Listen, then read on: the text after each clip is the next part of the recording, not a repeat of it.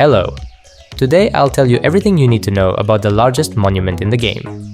You'll learn how to destroy Bradley APC without killing NPCs, where the strongest radiation is on this rat town, how many chests a naked can safely loot, why electrical puzzles are shit, and how to descend from the roof of the tallest building in the game without taking a single point of damage. Hit the like button if you are waiting for this rat town review and enjoy the video. The current version of the launch site looks like this. For convenience, I'll divide it into two parts. Each part has its own main structure with an increased amount of loot. In the left part, it is the rocket support, and in the right part, the main building. In addition to the main structures, on the left we can also see 4 lighting towers. This giant cesspit is called the Flame Trench, but I'll still just call it a pit, because it's simpler. In the right part, we can also see a couple of garages and 2 large office buildings. To explain to your teammate where you are, you can refer to the parts of the Radiant town by the structures located on them. The main building, offices, garages, or recycler, rocket, pit, light towers. This red town is very large, so just saying I'm on the launch site will sometimes not be enough.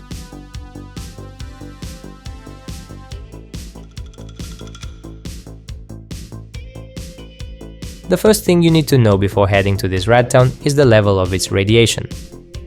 The minimum level that may be useful for us to loot the launch site is 11% radiation protection. The cheapest way to get it is to craft such simple clothing. If you have frog boots in your inventory, they can also come in handy. With 11% radiation protection, you can freely move around the entire outer territory of the rat town, and you can even try to quickly loot one of the puzzles.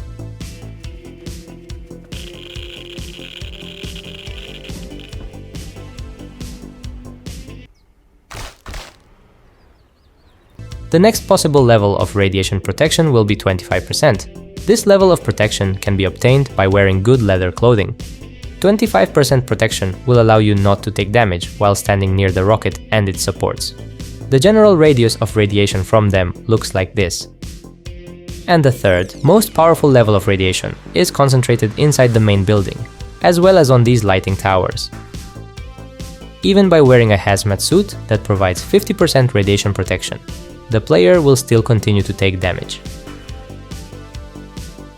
At the same time, in the main building, there are still places where radiation will not cause damage to the player. You can take cover from radiation in these corners, located next to the central sliding gates. You can also stay on the main building without taking damage in these 2 roof corners. I don't know why this might be useful, but nevertheless. Next, let's quickly go through the public utilities. Under one of the lighting towers stands an oil refinery. In the right part of the rat town, between 2 low garages, there is a 60% efficiency recycler. Next to the recycler, there is also a descent into the underground tunnels. And on the opposite side of the main building, inside the offices, we can find a repair bench and a research table.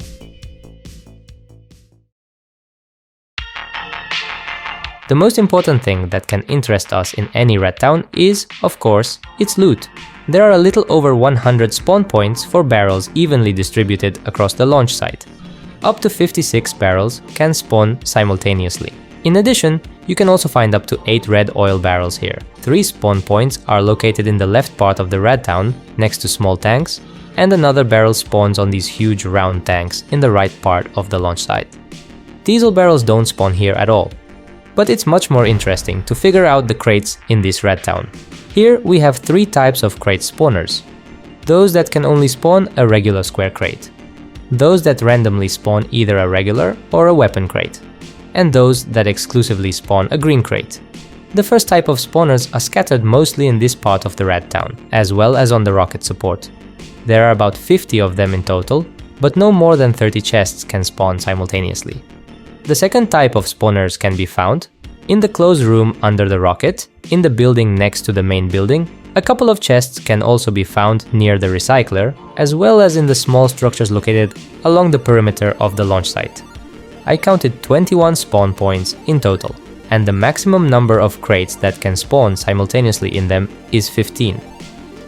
And another 9 spawn points fell exclusively on green crates. Most of them are concentrated near the offices, 2 are located on the rocket support and 2 more on the garages. In total, 5 such crates can spawn simultaneously on the site. Inside the main building, the crates spawn independently of the rest of the Rat Town area, and their respawn depends on the puzzle cooldown. This means that they spawn simultaneously and are guaranteed. We'll talk about the puzzle itself a little later, but for now I'll tell you about the chests. All spawners inside the building belong to the second type, which means that either a regular or a weapon crate can appear here. 5 such crates spawn on the first floor and 1 or 2 on each remaining floor. Another 9 chests will be waiting for the player on the roof. 6 of them will still be either regular or green, and another 3 will be elite. There are no access card spawn points in this Rat Town. If you want to look at all the spawn points for barrels, NPCs, and crates directly on the 3D model of the Rat Town, you can do this through Rust Maps. If you want to support this channel, you can also subscribe to my Patreon page. This will help me to make more useful guides for you. The link is in the description. Now we smoothly move on to the puzzles. There are 2 of them on this Rat Town, 1 on each side. The puzzle located in the left part does not require any cards at all. To pass it as intended by the developers, you need to first pull the switch in the green hut located next to the oil barrel spawn point. Then run under the rocket and descend into the sewer, where behind the door we find the second switch. Activating both switches, we can return under the rocket, where we find the yellow rocket support, under which there will be a descent down. We jump from it onto the railing, activate the timer, and we have 60 seconds to make a few more jumps. First, we jump onto the rail, then from it onto the balcony. Here, we press the button and loot 4 chests. In reality, this puzzle often does not work as intended. Firstly, the switches are likely to be already activated before you arrive. Secondly, the door often gets stuck and remains permanently open. Even on a vanilla server by default, sometimes this door opens with the standard E button, without using all these switches. And thirdly, all this running and risk of falling from a height does not worth the loot from 4 chests, each of which can turn out to be a regular square crate with a tarp in it. In-game, this room is usually looted like this. The player runs straight under the rocket, jumps down here, losing 23 HP, passes through the open door, loots 4 chests, and leaves quietly. This room is also an absolutely cheating place for a camp, because there's only one entrance and it is very inconvenient to smoke someone out from inside. The second puzzle is much more interesting, and we need a green and red card, as well as 2 fuses. First, we need to run to this building with a green card and insert the fuse, making sure the switch is activated. Then we run behind the main building, enter the distant office from the backside, and insert the second fuse, also pressing the switch. Now we run to any red door, use the red card, and enter the main building. To exit the building through the first floor after disabling the fuses, it is enough to find this door with the red sign and pull this switch inside. Scientists do not spawn on the launch site territory. They are located exclusively inside the main building. So if you don't want to solve the second puzzle, you won't have to worry about a shootout with scientists. Inside the building, there are regular patrol scientists. From them, you can occasionally get initial and medium weapons, a turret, or a rocket launcher. There are a total of 8 scientists in the building. 2 are located on the ground and 2 on the roof. The remaining 4 are distributed across the floors.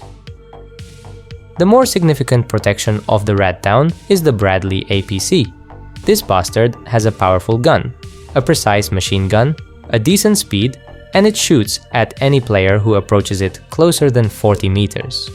Although the Bradley can only detect you from 40 meters away, it shoots with its gun at all 100 meters, firing 4 rounds per burst.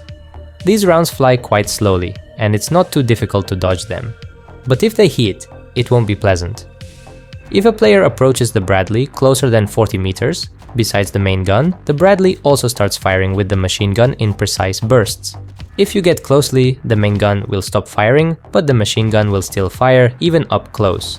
In normal patrol mode, the Bradley randomly drives around approximately this route. However, if a player appears in the Bradley's field of view, it may deviate from the route and pursue the target. If the Bradley does not notice your coward body for a minute, it returns to the route and continues driving along its 2.5 streets as if nothing happened. Also, on some servers, you can find the Bradley on ordinary roads throughout the map. This usually happens in the last day of the wipe, but it depends on the server settings. If you decide to blow up and loot the Bradley, you'll need at least 7 HV rockets, 40 grenades or 3 C4. The Bradley itself has 1000 HP, and with each 200 HP decrease, smoke appear nearby and scientists spawn. If the HP drops to 800, one regular and one heavy scientist will spawn. The tank will stop moving but will continue to shoot at you. You can either kill the scientists or leave them alone, and they will return to the Bradley after a minute. However, the event with the scientists repeats 4 times during the Bradley's destruction, with each repetition increasing the number of scientists. At 800 HP, 1 scientist of each type spawns. At 600 HP, 4 scientists in total spawn. At 400 HP, the tank catches fire, and 3 scientists of each type spawn. At 200 HP, chaos ensues, with 10 bots spawning from the Bradley at once. With this event, I noticed 4 peculiarities. I don't know if they are bugs or features, but first, the last stage of the event, when 10 bots emerge from the Bradley, only occurs if there are no living bots left when the Bradley takes damage. If some bots are still alive when the damage is dealt, the new 10 will not spawn, although the other stages work perfectly together, adding new bots to the existing ones. This might be done for balance, but it looks more like an absurd oversight. The second peculiarity is that, although scientists usually return to the Bradley exactly 1 minute after being spawned, there is a small chance that they will return later. While testing, I even had a situation where the scientists wandered around the Bradley for 20 minutes without despawning, trying to kill me, and only then returned to the Bradley. The third peculiarity happened only once. I simply threw an F1 grenade at the Bradley, dealing it 25 damage, and it immediately released 4 bots on me. And the last peculiarity is related to the Bradley itself. In 90% of cases, when the HP drops below 800, it remains paralyzed forever. However, a few times after the scientists returned to the Bradley, it continued patrolling the rat town as if nothing had happened. Once it even started driving around the route with its rear end on fire. And although I couldn't fully understand the entire mechanics of the scientist event, I did find a couple of interesting ways to simplify the process of destroying the Bradley. Firstly, if you trigger the scientist event at the moment the previous one is ending, the new one will simply be skipped. If, for example, the Bradley currently has 500 HP, there is one NPC left alive, and you hear the sound of a thrown smoke, you can safely fire a rocket, and in this case, the 6 additional NPCs will not spawn when the smoke appears. Secondly, if you destroy the Bradley quickly enough, the bots simply won't have time to spawn. In this regard, I suggest 2 tactics for destroying the Bradley. The first one is traditional. We climb onto the roof of this office where the location for the second fuse is, and from here we calmly blow up the Bradley with rockets from a distance, waiting a minute before firing the last one, so that all the NPCs have time to go inside and you don't have to kill them. The second technique is much faster but more expensive. We'll need 2 HV rockets and 2 C4, or just 3 C4. In the case of rockets, we need to first fire one of them at the Bradley. After that, we approach the glass hut in the center of the launch site and wait for the APC. When it's nearby, we attach 2 C4 to it and get the rocket launcher ready. As soon as we hear the explosion of the first C4, we shoot the Bradley with the rocket. It explodes, the bots don't appear. Profit! If this trick with the rocket launcher is too complicated for you, you can just attach 3 C4 to the tank. Yes, it's more expensive, but easier. As soon as the Bradley explodes, a marker appears on the map that is visible to all players on the server, and 3 elite crates drop. After 4 minutes, the crates become lootable. The crates that drop from the Bradley, although they look like regular elite crates, contain much more valuable loot. First of all, these are MLR's rockets, of which up to 5 can drop from a single crate. This, by the way, is the main reason for the increased attention of clans to this event. So, playing on a large classic server with a huge amount of players, be prepared for a large crowd to come and fight for the Bradley crates.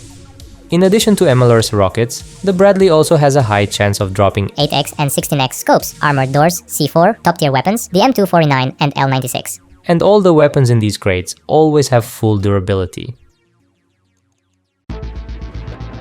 Another type of Red Town defense is its SAM sites. There are 3 of them on each side of the main building and 4 on the roof. They are needed to prevent air vehicles from flying onto the roof, but when has that ever stopped anyone? First of all, if you don't mind the scrap, you can fly in a Japanese-style helicopter, gain a lot of altitude and fly into the roof at high speed, jumping off the helicopter a second before the crash. Be sure to yell something in Japanese in the voice chat, otherwise the trick won't work. If you want a slightly safer strategy, you can use mine. Land the helicopter about 150 meters from the rat town, or if you live nearby, just run here without a helicopter. Our task is to break this SAM site behind the main building. SAM sites on rat towns differ in strength from regular ones, so don't be surprised that they don't take damage from melee weapons and aren't even destroyed much by rockets. The most effective way to destroy them is fire. If you have a flamethrower, I suggest pouring about 300 low-grade fuel into the very bottom of the SAM site. An alternative option is 8 Molotov cocktails in about the same places. Never throw Molotovs at the center or top of the turret, as they definitely won't deal significant damage. And the noisiest option is 2 incendiary rockets, again fired into the joint of the turret base with the ground. If you've decided to loot the launch site at night, or you are playing on a low pop server, you can also break the SAM site with a shotgun. With handmade shell, you can do it in 2.5 minutes. But my personal strategy is a pump shotgun with a silencer and incendiary shells. You need to shoot like this, firing all 6 shells into the joint between the turret base and its rotating mechanism. This will destroy the turret in a minute and 24 rounds in perfect conditions, and a little more if you can get to the turret from every side.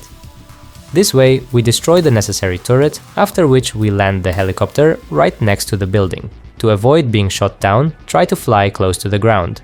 Now all that remains is to align the site horizontally and take off as evenly as possible upwards. No special piloting skills are required here, but if you're really bad at flying, you can use a more common tactic. For this, you also need to break the second turret, located on the nearest garage. For this, run around the back of this garage, get into the tower, there will be some crates, loot them and go down to the SAM site. If you're good with movement, you can also save a bit of time by running outside the fence. There is this beautiful little rock here, and if you run up to it and press jump at the right time, you can jump over the fence. During the jump, you must hold down shift button, and when approaching the fence, you need to hold down the control. After the 2 turrets are destroyed, we can safely take off in the helicopter in this corner. Although, to be honest, the first option with destroying 1 turret seems much simpler and faster to me. By the way, the turrets are restored 20 minutes after being destroyed, so you won't be able to loot the roof twice. The preparatory stage is behind us. Now it's time to figure out how to effectively loot the launch site, which routes are worth considering and where it's better not to go. It's most convenient to start your scrap journey from this point. The first chest spawns next to the green hut. Then we go under the tower, there is another spawner here. Next, we can immediately run to the tanks. Here we loot the fuel barrels and check the chests inside the 2 huts. Each has a spawner inside. If you have 25% radiation protection, run straight under the rocket, picking up an additional box on the way. Here our task is to check if the door to the first puzzle is open. If it is, then dive down and loot 4 free chests. Then we descend into the pit. Here we take 2 more boxes and return to the rocket on the left side.